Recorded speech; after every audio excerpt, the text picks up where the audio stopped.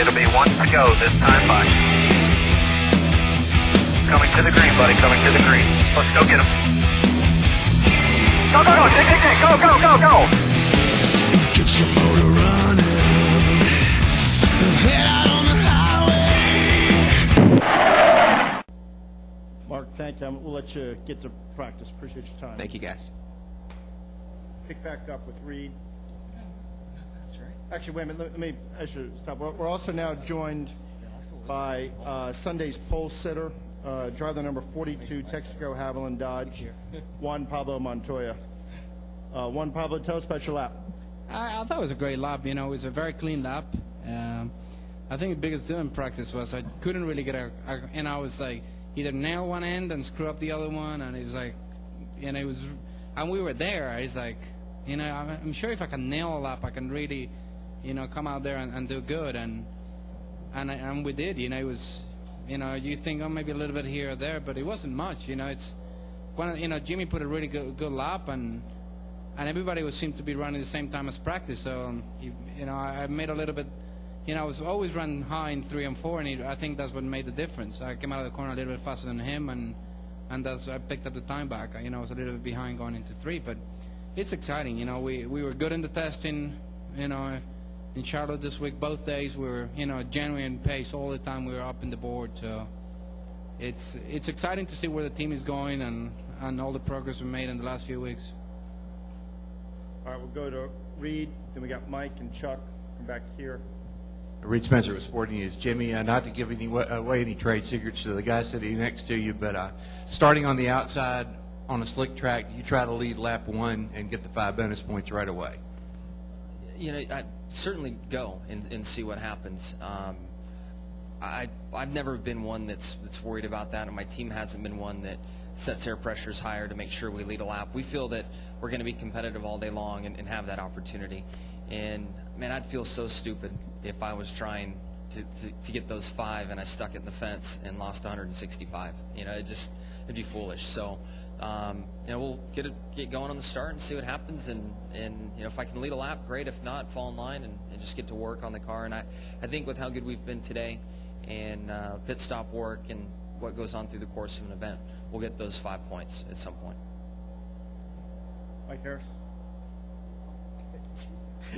Mike Harris, AP. Jimmie, let me ask you quick, off the subject entirely. Tony Stewart's kind of in the middle of the pack right now, and he had a terrible day today in qualifying, but is he still a dangerous guy in this chase? Do you feel the way he hasn't been running great this year?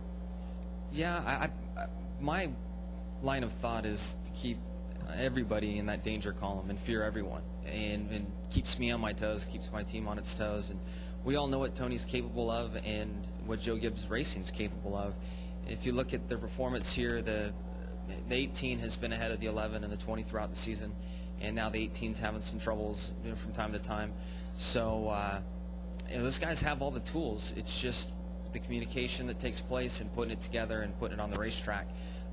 So I feel that all 3 of those cars are a threat, and Tony certainly is. There's obviously a lot on his plate and a lot going on at Gibbs right now that could be a distraction, and I'm not saying it is. I mean, only Tony knows what's really going on there, but those guys, they can link it together. I mean, I'm fearing them all. Jimmie, Scott Trailer, Sports Radio 810 WHB, the Racing Boys. When you're out there on the track today, did you notice the seams? A couple years ago, Casey Kane, Boyer, they were both having pretty decent runs, backed into the wall over turn 4. Juan, you were a little loose here today. Both of you, do you notice any problem with the seams out there in the heat of the day like we have today? I did, but it's not any more than tracks we run on. Some tracks seem to be a little worse. I think California Speedway, those seems really upset the car. The ones at Michigan do. And these do, but I wouldn't say that it's a big problem. It's something we have to recognize at the majority of the tracks we go to. You know, I stayed on the bottom all day long, and crossing over that last paving seam in turn 3 to get to the bottom has been challenging. And Juan did a great job of just getting above it. His car still looked like it wiggled a little bit, but so I think it's kind of I think it's more the banking and the transition from the straightaway into the banking and the way the car loads, it makes it over rotate there. But I do remember Clint spinning out down here in 1 and 2. but it's something we have to pay attention to week after week, where those seams are and how we run on them. Juan Pablo? I don't know. It's for me always the seam seems to make the car tighter than looser. It does sometimes step out a little bit. That's probably one of the reasons I ran the second groove, is I didn't have to deal with them. You know, you can drive in a lot straighter, and as long as you can run a little bit decent through the center, you're gonna get a great run at the corner. And always, you know, I don't know. It seems that I always end up running high. You know, I'm not a guy that likes the bottom like Jim. You know, this guy can run in the bottom all day. I can't. I just go nuts. So We'll go, we've got Chuck, we're going to come up front, Mike Harris, Jim Pedley, David Poole. Come back, please. If I go there, I get lost. Okay, I'll help you. Chuck? I get in between the seams and things. Follow him. Yeah, question really, if you both could address this question. You know, we're hearing a lot of talk in baseball, whether teams that are already in the, you know, are in the championship, whether they should try as hard or, you know, sit their pitchers and stuff. And the question always comes up here in the chase, you know, what is the responsibility of people who aren't in the chase? How do you both feel about that? You often hear it afterwards. Somebody will say, well, he should have gotten out of the way or something like that. How do both of you feel about how this thing plays out?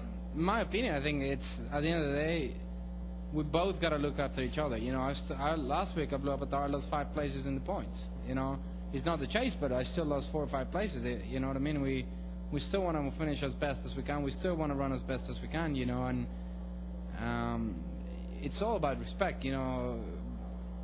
You know, with Jimmie and with the people that you know, most of the time you run around, they, you know, you give you space, you know, you give them space, they'll give you space. If they don't give you any space, you're not gonna give them any space, whether they're in the chase or not. Who cares? You know, I don't. You know what I mean? If the guy runs the hell out of me in 1 week, and it's in the chase, next week, if he comes close to me, I'm gonna run the hell out of him. That's no. No, the respect word is exactly what I was thinking when you asked the question and Juan started speaking about it. All I ask is that people respect what's going on out there. You look what happened last week with the 7 car in the 26. I mean, Jimmie's having a race that it could turn around a season, and that team needs it and he needs it, and somebody's driving really hard and doesn't really need to at the time and wipes him out. I mean, that's where you cross the line in respect. Now, Jimmie could have pissed him off earlier, and those guys had a problem, and there's more to the story than I realized, but it boils down to respect, and all you ask is that people that aren't in the chase race you with respect, and if you disrespect them, you got it coming, like Juan was saying. But at the end of the day, you just want guys to recognize that you don't have to beat 11/10 to run side by side with me. You know, let's play that give and take game. Pulling out of the way is unacceptable. I would never ask or accept anybody outside of the chase to pull over or get out of the way. But just racing you with respect is what you're looking for.